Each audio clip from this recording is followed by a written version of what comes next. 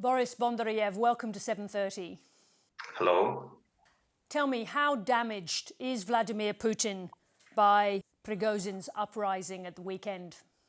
I believe there is considerable damage to his image, his ability to control the situation, to his ability to be regarded as a strong, powerful leader as he used to be.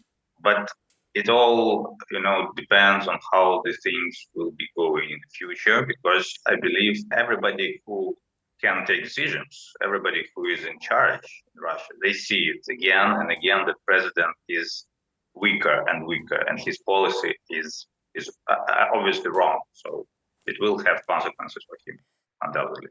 Tell me something, how were the events of the weekend received and talked about inside Russia? As far as I know from some of my contacts there, people were mostly worried about this. Nobody understood anything. But general public in Russia is very different. That's what we all must understand when we speak about Russian support for Putin or support for war. It is not support, it's just indifference. They just let them do whatever they want, just don't bother me, just don't come to me and make problems for me. So most people, they just don't care, really. Whether it is Putin, Prigozhin, or anyone else in the Kremlin, they don't care until it comes to their homes directly. Can you tell me this, how was Prigozhin able to take control of Rostov-on-Don and then move towards Moscow? I believe it's quite simple. When a few thousand heavily armed, motivated guys appear in the city, and the army or police forces which have to protect it, they don't have any orders to open fire at them, and they are afraid, because if they do, they can be killed back, or if they don't, they may disobey the orders, which they don't know. So they just chose not to do anything. How is it possible that the military command structure is so weak that he was able to do that and the army in Rostov didn't know what to do? That's how the system is built and works, because President Putin, for 2 decades at least, has consistently taught his army, his generals, his subordinates, his civil servants that theirs is only to obey and to do what he tells them to do. Nothing, no initiative, no decisions on their own, nothing, because any extent of any grade of independence, of independent thinking, is a threat to him, of course, as to any other dictator, and that's what he gets. How significant were Prigozhin's statements that Putin had gone to war in Ukraine based on lies?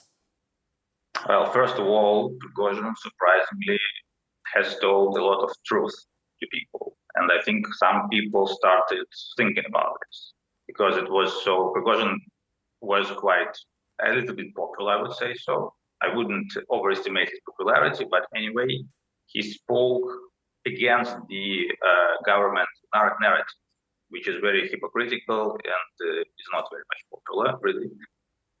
But yeah, he told the truth.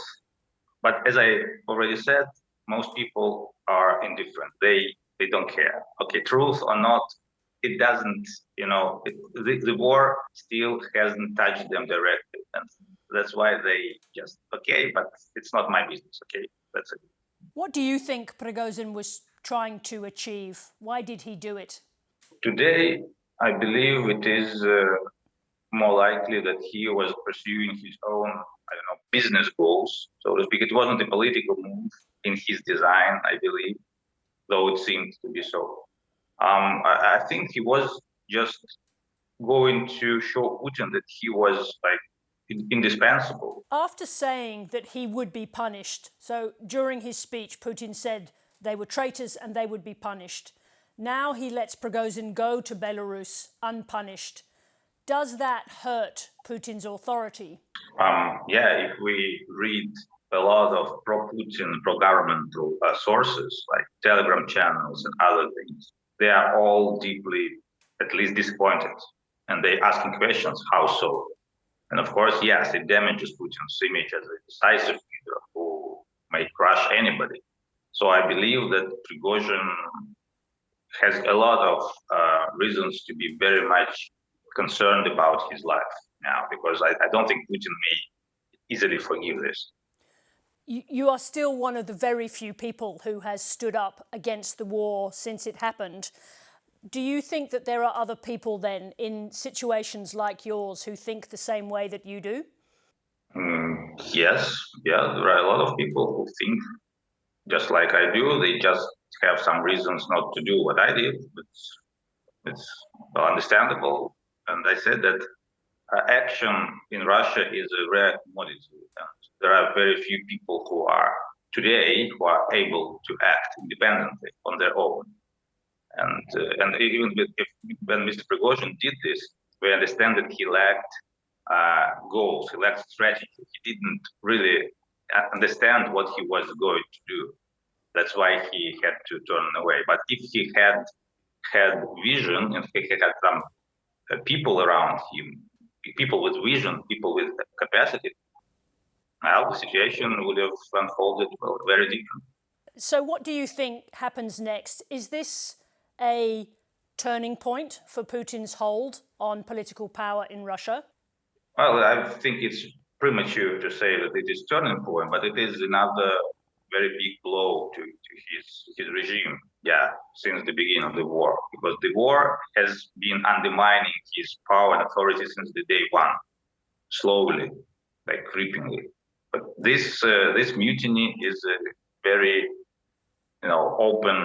open challenge, and everybody is interested how Putin will cope with it. And many hopes and many expectations that he will not. So he will just imitate something, and that will raise further and further doubts, disappointments, and anger.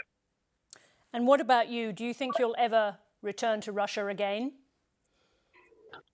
Well, some people like me who are now in exile, hoping that this day is not that long as we did just a week ago. Let's see. Let's see. Boris Bondarev, thank you very much indeed for joining us. Thank you for having me.